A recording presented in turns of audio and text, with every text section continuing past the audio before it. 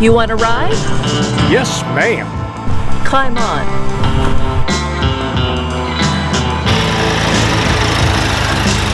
Do you have to go so fast?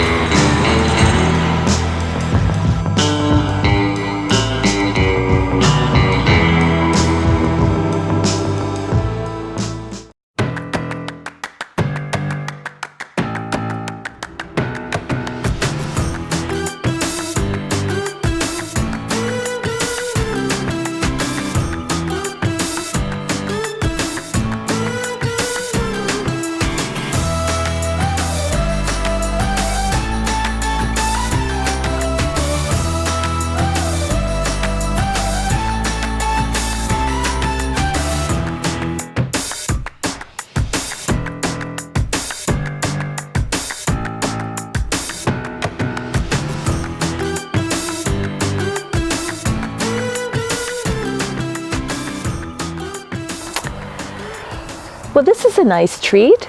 Yes, it is. Here we are in the Asphalt Odyssey Proving Grounds.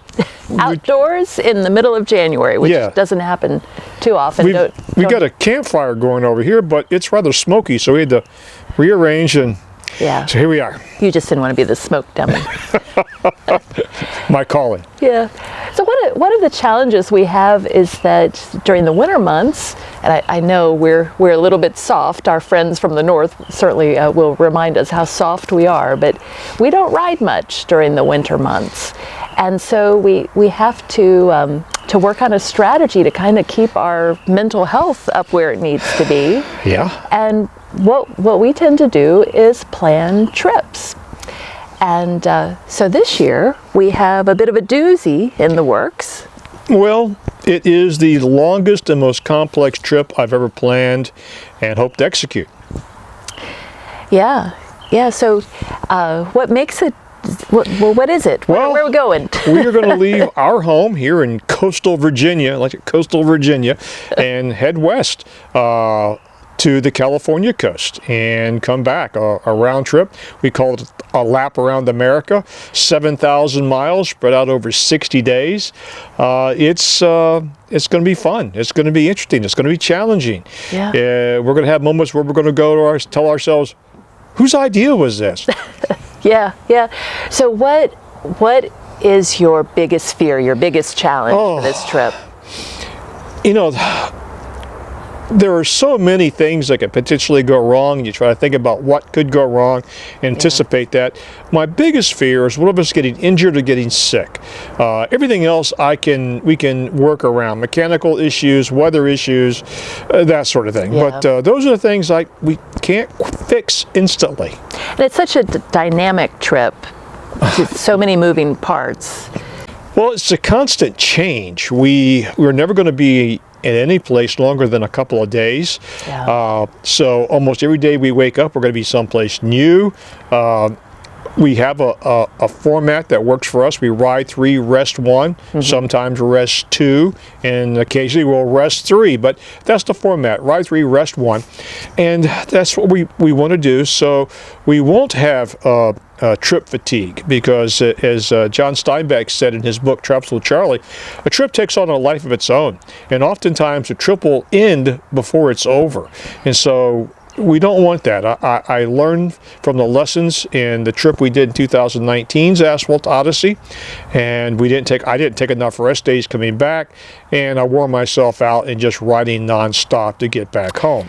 Right, and it is going to be extremely fluid, more fluid than any other trip that we've done together, because of those 7,000 miles, we only really have 5 or 6 specific destinations, and only 3 that we actually have reservations in. And we want it that way, so if we have weather, mechanicals, not feeling well, or just we want to go sightseeing a specific area or deviate from our route to see something different, we have the flexibility to do that. We don't want to be on a rigid schedule. We have to get on the Spyder. We have to make so many miles today. Right. We don't want that. Right. It's not a job. The downside to that is some of you have reached out and wanted to know, can we connect with you along the way? Right. Our solution to that, because we really want to be able to connect with you. That's our favorite part about this thing we do in YouTube. Yeah, if you ever see us out in public, and unless we're fighting, in that case, don't come near us. It doesn't happen But often. if you see us, say hi. Hope it's us and not some strangers who look like us. But we love that. Yeah. Some people are like, well, I was reluctant to say hi. Yeah. This goes with the territory that is our video channel. And you are our community. But Yeah. so our solution to this problem of balancing, not having a set schedule but wanting to be able to meet you is we're going to try to do a better job of using Facebook to announce, for example, if we're going to be in Tulsa, Oklahoma, maybe there's a brewery or a Starbucks or something that we could post on Facebook that, if you have a chance, come meet us at such and such time. If you're available, great. If not, no worries. We certainly understand. But so there won't be a lot of notice. 24 to 48 hours is what we're thinking. But maybe that's a way where we can build in some fellowship. Right. Yeah. And Tulsa's just an example. Yeah. Not that we're expecting Yeah, a big just- turnout in Tulsa. But there may be. You never know. So if you haven't already liked our Facebook page, this would be a good time to do it, so that you're kind of primed for that information. The videos will run significantly behind. We hope to shoot 2 videos per week, but only 1 per week will actually come out. So that means we would be home halfway through our series. So Facebook would be Yeah. more up to date and more accurate. Yeah. And we finally have Facebook Messenger worked out. So we're we're doing a better job of being responsive. So I don't know. We're just old school, slow learners, but we're getting there. Yes. But do you want to ask me what my biggest fear? What is your biggest fear, Miriam? Thank you. We don't have cue cards. Yeah. So we've never been away for 60 days before, and we know that we're going to get somebody to house sit, but we also have this crazy pet bird. He's a sun conure. He will actually be 20 years old in a couple months, which is amazing. And they live to 30 on average. Yeah, and he's very much part of our family, and I'll just be so sad if something happens to him. So it's a little tricky finding a house sitter who's also, comfortable with birds. It's not a pet that a lot of people have experienced, and they have some quirks. Just as we're probably kind of a bit of a bird ourselves. So we're trying to figure that out. As a last resort, we'll look at boarding him with a vet, but I'm afraid that he would die, quite frankly, if we had to go to that extreme. He doesn't do well with other birds or other people, actually. We're his flock. We're his flock, yeah. And he sees anybody else as a threat, so that's part of the problem. But anyway, so if you're a bird lover and have an idea, certainly share it in the comments. We would love to hear that. But there are a lot of other tedious things that we have to deal with. The checklist is 5 pages long of things to do before we leave. It's a lot. I mean, we're going to be gone for a while. We got to still pay bills. Yeah. Yeah. And you had an idea for mail. We have a mail drop which we use for business-related mail. We're probably just going to have our residential mail forwarded over there for the 2 months while we're gone. And because the United States Postal Service only holds mail for 30 days. Yeah. That doesn't work. Yeah. So we have to deal with that. We have to deal with somebody keeping an eye on the house, which is what we're trying to get a house sitter for. So a lot of variables to go into the planning for this. Yeah. Yeah, and cars. They're going to be sitting outside our house for 2 months, and they'll probably survive. The batteries will probably be weak, but anyway. It'd be great to have somebody who could run them every now and again. Yeah. Yeah, I've got a list of administrative tasks. I've got to remember to, stop the paper and, kill Netflix, those kinds of streaming services. And also need to remember to download Gypsy Guide for Sequoia and Yosemite National Park. If you haven't heard of Gypsy Guide, it is awesome. You should tell them about it. So we used Gypsy Guide last summer at Grand Teton and Glacier National Parks, and it's not limited to national parks. There's some other guides as well, but what you do... The road to Key West, the highway that goes through the Pacific, the Ocean Highway, I think they call it, out to Key West. This is a interactive GPS-based guide. Right. So when you're, driving in the car, you plug it in, and it's triggered by GPS. So when you get to certain locations, the narrator, whom we affectionately named Fred, comes on and tells you maybe a little history, makes a recommendation. You might want to turn here to see, this, that, or the other thing. And if you do turn, he gives you positive affirmations, says, good choice, and goes on to tell you more. If you drive on by, he says, you can get that next time, and starts telling you about the next site that you might see. So, and here's a good example of that. When we were in the Tetons, we were driving around, we were hungry, looking for lunch.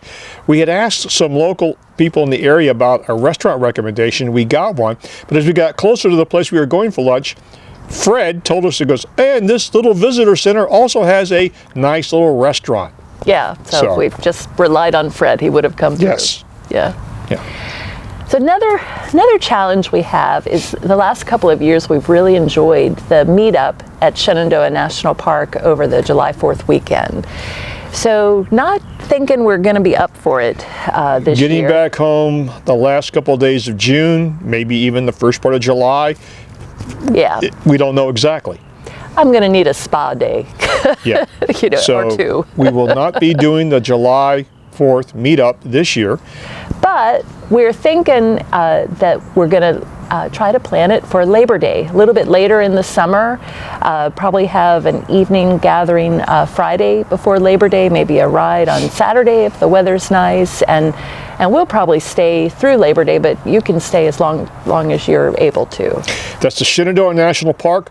Probably going to be the same place we've been for the last couple of years. Big Meadows. The Big Meadows Lodge. I like the facility there, and they will orchestrate some shorter rides. And I like the idea of hanging out with everybody who comes to the meetups, and just hanging out. It's just so much fun. We've had a great group both years, and hope some of you who've been before can come again, and hope some of you who haven't had a chance will put some thought into it. And if it's your first time there, and you look at the lodge, and you'll see it's going to be the summertime and there's no air conditioning. The lodge is so high up in the mountains that you don't need air conditioning. We have never needed air conditioning, and we go up there every summer. Yeah, and bring a sweatshirt because you probably need it. Yeah. So the other thing we were looking at, we were really hopeful to get out to the Southeast Ohio Spyder event in the middle of June. I think it's Zanesville, Ohio. Unfortunately, we're just not going to be able to make it because we do have reservations at Yosemite, and it doesn't give us enough time from when we leave Yosemite to get to Zanesville. We're also giving some thought to, Spyder Quest in Lake George, New York. That's a September event. We're Lake George, New York? Yes, thank you. Yeah. So we're not ready to make a commitment, but we're giving it some thought. So if you all have been and have some thoughts on whether we should add that to our go-to list or not, please let us know. But so that's kind of what we have in the hopper, so to speak. Yes, and I wish we can give you more specifics about our route. Our route is even going to be quite fluid. For example, going out to once we cross the Mississippi, we know we want to take large chunks of Route 66, the parts I've not been on. We also want to go down towards the area of Bisbee, Arizona. Why Bisbee, Arizona? There's another motorcycle rider that we like to follow. The name of the channel is Motorcycle Travel Channel. Sterling Norin.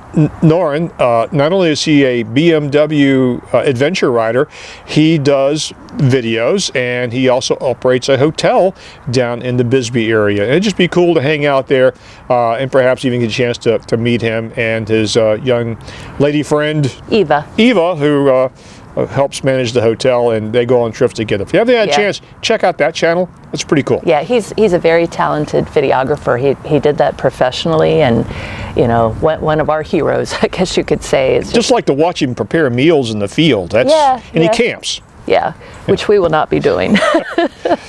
we pretty much ruled out the camping option for a lot of variables. We tried. Yeah. We tried. We gave it a valiant effort. You did, but yeah. Yeah. We don't sleep well in our own comfy beds at home, so it's not gonna happen. Yeah. So how do you cope with the winter doldrums? You know, leave us a comment down below and let us know your strategies. And those of you who do winter rides, tell us about that too. And good on you. You know, we could mount up and go for shorter rides of a couple of hours, but long duration rides in the cold weather, just not really a thing. Maybe it's because we're getting older. Yeah. I mean, in my younger days, I used to go sleeping in the snow. Not anymore.